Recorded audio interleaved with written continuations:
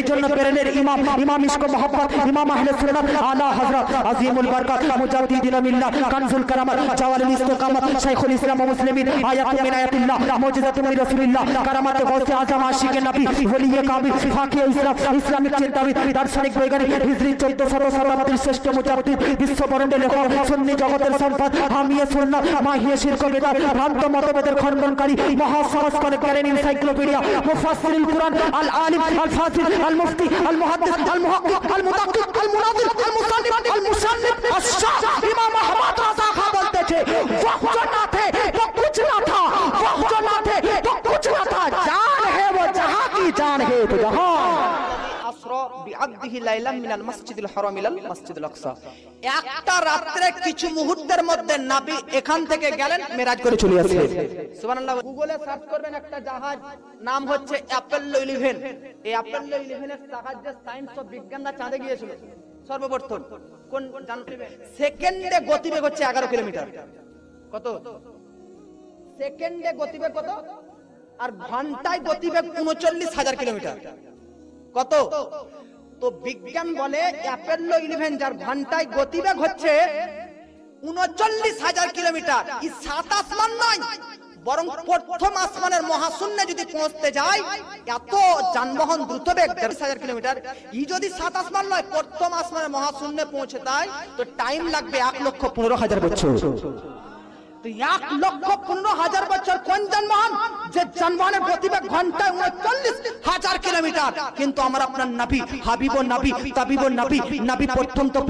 দ্বিতীয় তৃতীয় চতুর্থ পঞ্চম ষষ্ঠ সপ্তম আসমানকে ভেদ করে আরশ কুরসি লৌহ কলম জান্নাত ও জাহান্নাম পরিদর্শন করার পর আল্লাহর সঙ্গে কথোপকথন করলেন আবার ব্যাক আসতেছেন সপ্তম ষষ্ঠম পঞ্চম চতুর্থ তৃতীয় দ্বিতীয় প্রথম পৃথিবীতে আসতেছেন দেখতেছেন যে উজুর পানিতে উজু করে গিয়েছিলেন ওই উজুর পানি গড়তেই রয়েছে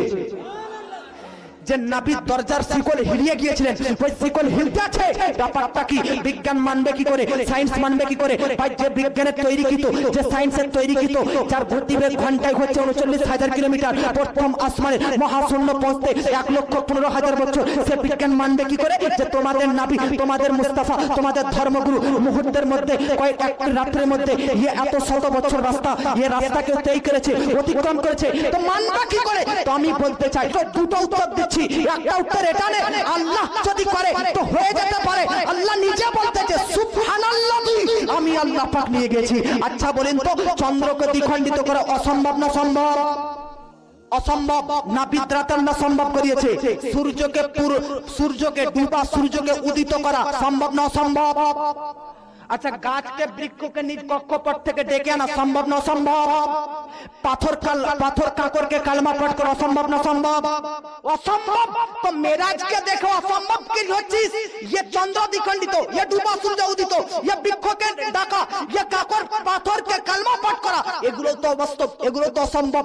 আল্লাহ পাক নবীতে সম্ভব করেছে যেমন এই জিনিসগুলো মানতে কোনো দ্বিধাবোধ নাই ক্লিয়ারলি মেনে নিলাম সব মেরাজের রাত্রিটাও আমরা আল্লাহ পাক নিয়ে যেতে পারে এটাও মেনে নিলাম তো আরেকটা উত্তর পয়েন্ট টু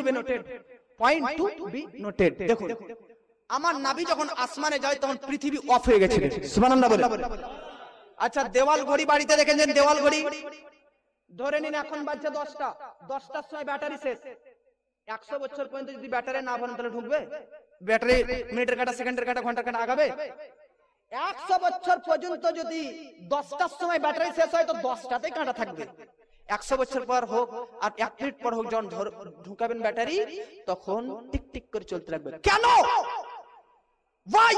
তার কারণ হচ্ছে ঘড়ির জান ঘড়ির প্রাণ হচ্ছে ব্যাটারি ব্যাটারি যদি না থাকে তো ঘড়ি চলবে না ঠিক সেই রকম পুরো পৃথিবীর ব্যাটারি পুরো পৃথিবীর জান পুরো পৃথিবীর প্রাণ হচ্ছে নবী মুস্তাফা নবী যখন আসমানে যায় পৃথিবী অফ প্রথম আসমান নবী গেলেন পৃথিবী অফ নবী দ্বিতীয় আসমানে গেলেন পৃথিবী অফ আব আপনি ধ্যান দেবেন নবী তৃতীয় আসমানে গেলেন পৃথিবী অফ লৌহ কলম পৌঁছলেন পৃথিবী অফ নবী আমার আল্লাহকে দর্শন করলেন পৃথিবী অফ সাত আসমান অতিক্রম করে আসতেছেন পৃথিবী অফ যেমনই পৃথিবীতে ঢুকে গেছে ব্যাটারি ঘড়িতে ঢুকে গেছে অর্থাৎ জান নবী পৃথিবীতে চলে এসেছে পৃথিবীর ঘড়ি গলি আর চলতে আরম্ভ করে দিয়েছে। আল্লাহু আকবার, উজুর পানি করতে আরম্ভ করে দিয়েছে। আল্লাহু আকবার, আল্লাহু আকবার, দরজার শিকল হিলতে আরম্ভ করে দিয়েছে। এই জন্য পেরেনের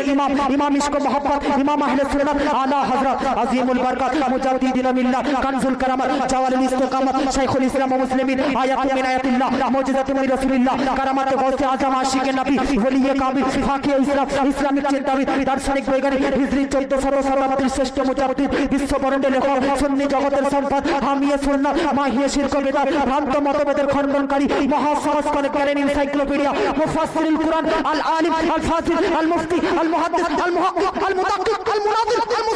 আল মুসান্নিফ আশ-শাহ ইমাম আহমদ রাজা খান বলতেছে ওয়াহ जो ना थे वो कुछ ना था, वह जो ना थे वो कुछ ना था, जान है वो जहां की जान है तो जहां।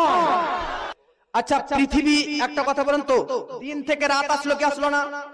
আসলো না? আবার রাত থেকে সকালে যাবে কি যাবে না? আচ্ছা ঘড়ি যদি চলে তো প্রমাণ কি হয়? ব্যাটারি আছে। তো যখন ঘড়ি চললে এটা মানো যে ব্যাটারি জীবিত আছে, প্রাণ আছে। যেমন পৃথিবী 2023 থেকে 24 আসলো, সকাল থেকে রাত আসলো, রাত থেকে আবার সকাল যাবে, এর মানে পৃথিবীর সিস্টেম চলতেছে, আর মানে পৃথিবীর জান ব্যাটারি নাভি মুস্তাফা জীবিত রয়েছে।